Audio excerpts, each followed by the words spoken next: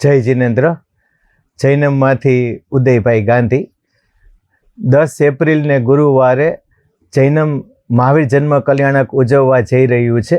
તો ચૌધરી હાઈસ્કૂલ મણિયા દેરાસર પાસેથી સવારે 7:30 વાગે મહાવીર જન્મ કલ્યાણકની ભવ્ય ધર્મયાત્રા શરૂ થઈ અને પેલેસ રોડ ઉપર મોટા ઉપાશ્રય વિરાણી પૌષદ શાળાએ ધર્મયાત્રા ધર્મસભામાં પરિવર્તિત થશે.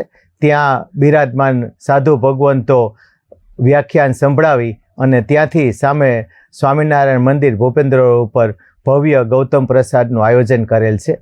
તો સમગ્ર જૈન સમાજને રાજકોટ શહેરના અપીલ એક કરવાની કે આ ધર્મયાત્રામાં બધા સંપૂર્ણ પરિવાર સાથે જોડાય અને છેલ્લે ગૌતમ પ્રસાદનો મહાલાભ અમૂલ્ય તક છે તે લે.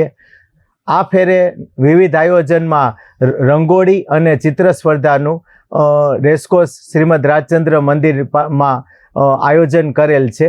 તો પ્રદર્શનીના સ્વરૂપે 5 દિવસ માટે રંગોળી સ્પર્ધા અને ચિત્ર સ્પર્ધા સમગ્ર શહેરીજનો નિહાળી શકે તેના માટે ખુલ્લું રાખેલ છે.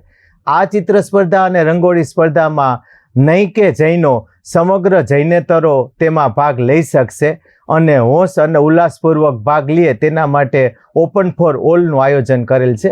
ધર્મયાત્રાની સાથોસાથ 24 તીર્થંકરો નિમિત્તે 24 ફ્લોટ અને ભવ્ય કાર ડેકોરેશનવાળી આવી રીતે રાસ મંડળી અને સાધુ ભગવંતો સાથે ધર્મયાત્રા ભવ્ય રીતના થવાની છે.